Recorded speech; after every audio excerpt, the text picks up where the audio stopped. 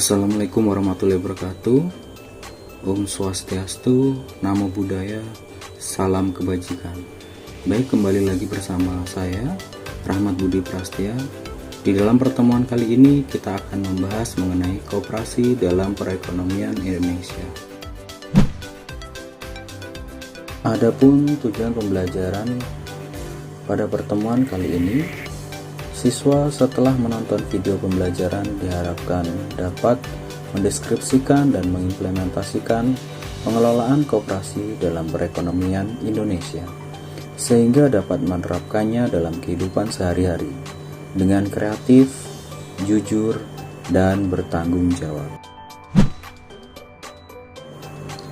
Adapun indikator pembelajaran pada pertemuan kali ini, yang pertama yakni Bapak akan menjelaskan mengenai ciri-ciri koperasi, dan yang kedua yaitu Bapak akan menjelaskan mengenai prinsip-prinsip dari koperasi.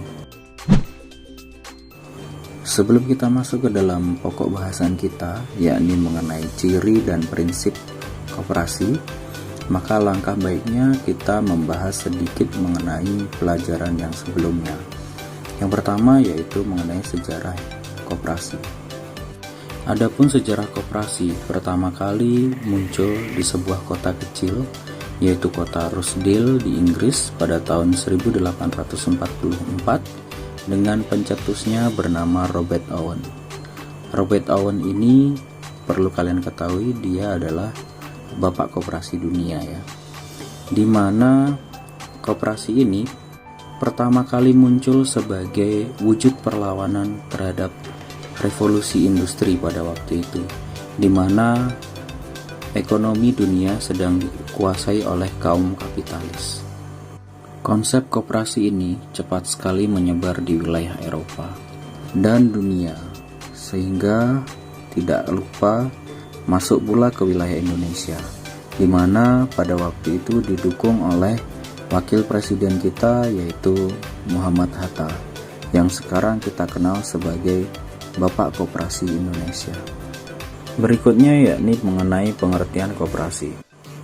Seperti yang pernah Bapak jelaskan kepada kalian, pengertian koperasi menurut Undang-Undang Nomor 25 Tahun 1992, koperasi adalah sebuah badan usaha yang beranggotakan orang seorang atau sebuah badan hukum ya, dengan melandaskan kegiatannya berdasarkan prinsip koperasi, sekaligus sebagai gerakan ekonomi rakyat yang berdasarkan pada asas kekeluargaan.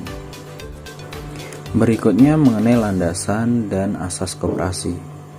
Landasan dari koperasi itu ada 3, yakni landasan ideal, landasan struktural, dan landasan operasional, di mana landasan ideal dari koperasi yaitu adalah Pancasila. Landasan strukturalnya ada Undang-Undang Dasar 1945, dan landasan operasional yaitu ada Undang-Undang Republik Indonesia Nomor 25 Tahun 1992, serta ada asas yaitu adalah asas koperasi, di mana asas koperasi itu adalah kekeluargaan. Hal terakhir yang perlu kalian ingat sebelum kita masuk ke dalam materi pokok yakni tujuan koperasi. Adapun tujuan dari koperasi menurut Undang-Undang Nomor 25 Tahun 1992 yang terdapat pada pasal 3 disebutkan bahwa koperasi bertujuan memajukan kesejahteraan anggota pada khususnya dan masyarakat pada umumnya, serta ikut membangun tatanan perekonomian nasional dalam rangka mewujudkan masyarakat yang maju, adil, dan makmur berdasarkan Pancasila dan Undang-Undang Dasar 1945. Oke, kita masuk ke dalam pokok bahasan kita pada pertemuan kali ini. Ciri-ciri koperasi. Menurut Undang-Undang Nomor 25 Tahun 1992, ciri-ciri dari koperasi yang pertama yaitu koperasi merupakan kumpulan orang, bukan kumpulan modal. Seperti yang tadi sudah Bapak jelaskan dalam sejarah koperasi, bahwa koperasi ini adalah wujud dari perlawanan terhadap kapitalis, di mana dalam sistem kapitalis orang yang memiliki modal lah yang akan memperoleh keuntungan terbesar.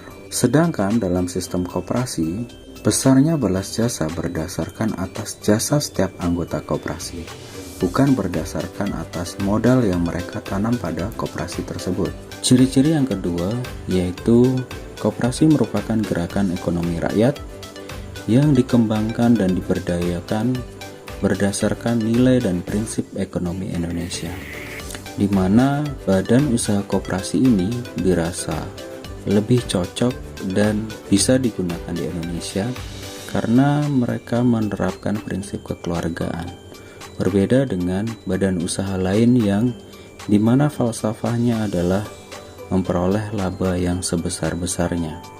Ciri koperasi yang ketiga yakni kegiatan koperasi tidak hanya ditujukan kepada anggota tetapi juga kepada masyarakat umum. Maksudnya, di dalam koperasi ini kita bisa menyasar masyarakat secara lebih luas. Contohnya yakni koperasi konsumen, di mana konsumennya itu tidak harus hanya anggotanya saja, tetapi juga bisa orang dari luar koperasi tersebut. Ciri selanjutnya yakni koperasi sebagai wadah ekonomi dan sosial. Di sini diharapkan di dalam sebuah koperasi tidak hanya sebagai wadah dalam mencari ekonominya saja, tetapi juga sebagai sarana untuk berinteraksi dan bersosial. Dan yang terakhir yaitu koperasi sebagai usaha bersama berdasarkan asas kekeluargaan. Jadi dalam pelaksanaan kegiatan koperasi yang digunakan adalah asas kekeluargaan, di mana semua hal dan keputusan diambil secara bersama-sama. Baik, kita masuk ke dalam pokok bahasan berikutnya, yakni mengenai prinsip koperasi di Indonesia. Adapun prinsip koperasi di Indonesia yang pertama yaitu keanggotaan bersifat sukarela dan terbuka. Sukarela di sini maksudnya masuk ke dalam koperasi tidak berdasarkan paksaan oleh pihak manapun, dan terbuka di sini maksudnya adalah semua orang bisa mendaftar di dalam koperasi tersebut. Contoh koperasi sekolah, maka seluruh siswa bisa mendaftar menjadi anggota koperasi sekolah tersebut. Prinsip yang kedua yaitu pengelolaan dilakukan secara demokrasi, di mana artinya dalam setiap mengambil keputusan itu tidak dilakukan secara individu, tetapi berdasarkan kelompok. Biasanya akan diadakan rapat anggota ya. Di sana akan dibahas bagaimana ketentuan dari koperasi tersebut, arah dan tujuan dari koperasi tersebut. Yang ketiga yaitu pembagian SHU atau sisa hasil usaha dilakukan secara adil sesuai dengan besarnya jasa usaha tiap-tiap anggota. Maksudnya, jika misal kalian mendirikan sebuah koperasi simpan pinjam, maka pembagian SHU-nya nanti dilakukan berdasarkan jasa kalian. Jadi, semakin sering kalian menyimpan uang kalian di dalam koperasi ataupun semakin sering kalian meminjam uang di koperasi, maka kalian nanti akan mendapatkan sisa hasil usaha yang lebih besar dibandingkan dengan orang yang jarang menyimpan ataupun meminjam dana di koperasi. Prinsip yang keempat yakni pemberian balas jasa yang terbatas terhadap modal. Maksudnya yakni balas jasa yang diberikan kepada setiap anggota koperasi harus disesuaikan dengan kemampuan finansial dari koperasi tersebut. Jadi tidak serta-merta memberikan balas jasa atas modal yang sebesar-besarnya, tetapi tetap disesuaikan dengan kemampuan. Prinsip yang kelima yakni kemandirian. Mandiri di sini maksudnya adalah koperasi harus mampu berdiri sendiri dalam mengambil setiap keputusan yang berkaitan dengan pengembangan usaha dan organisasinya. Prinsip yang keenam yakni pendidikan perkoperasian. Jadi setiap anggota koperasi diberikan ilmu-ilmu yang mendukung kemampuan ekonominya agar memiliki kualitas hidup yang lebih baik, serta setiap anggota koperasi diberikan pendidikan agar mereka mampu mengelola koperasi dengan baik. Dan yang terakhir, dari prinsip koperasi di Indonesia, yaitu kerjasama antar koperasi. Mengingat sebuah badan usaha tidak dapat berdiri sendiri, maka koperasi pun juga harus melakukan sebuah kerjasama agar terjalin kerjasama yang saling menguntungkan antar koperasi. Baik, jadi bisa kita simpulkan bahwa ciri-ciri dari koperasi yang pertama itu ada: koperasi merupakan kumpulan orang, bukan kumpulan modal. Yang kedua, koperasi merupakan gerakan ekonomi rakyat. Yang ketiga yaitu koperasi sebagai wadah ekonomi dan sosial. Serta yang keempat, koperasi sebagai usaha bersama yang berdasarkan kepada asas kekeluargaan. Adapun kesimpulan dari prinsip koperasi, yang pertama yaitu sifat keanggotaannya, yaitu sukarela dan terbuka.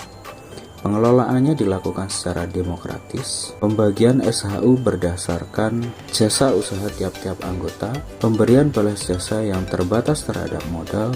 Kemandirian dan pendidikan perkoperasian serta kerjasama antar koperasi. Itu saja materi yang dapat Bapak sampaikan. Ada kurang lebihnya Bapak mohon maaf. Sampai jumpa kembali pada materi berikutnya, yakni fungsi dan peran koperasi serta bentuk dan jenis usaha koperasi. Jangan lupa like, share, dan subscribe channel YouTube Bapak, dan wassalamualaikum warahmatullahi wabarakatuh. Om Santi Santi Santi Om.